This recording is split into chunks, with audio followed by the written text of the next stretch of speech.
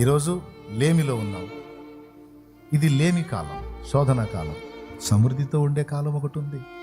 ఈ జన్మకి అది రాదు అని దరిద్ర మాటలు మాట్లాడవాకు. ఈ జన్మకి అది రాదుగా, అది ఇస్తాడు దేవుడు. నీకు కూడా కృపనిస్తాడు. ఆయన నిన్ను కూడా ప్రేమిస్తున్నాడు. బలహీనతలతో రోగాలతో నలిగిపోతున్న కాలం ఇది. ఓకే, స్వస్థత పొంది ఆరోగ్యముగా ఆయన మయంపరిచే కాలం ఒకటి ఉంటుంది. ప్రతిదానికి ఒక సమయం ఉంది అన్న.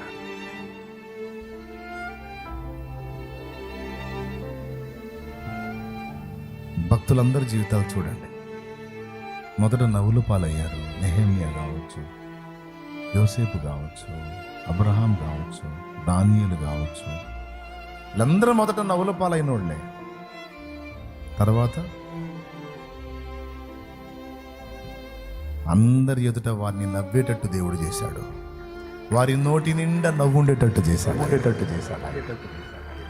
తమ్ముడా, ఈరోజు నలుగుతున్నావు కొన్ని పరిస్థితులను బట్టి. ఓకే చూస్తున్నాడు ఆయన, అది కూడా చూస్తున్నాడు.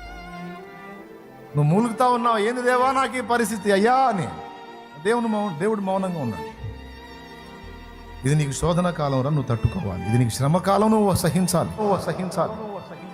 నా యోసేపు సహించాడు, నువ్వు సహించాలి. నా దావీదు సహించాడు, నువ్వు సహించాలి. నా దానియేలు సహించాడు.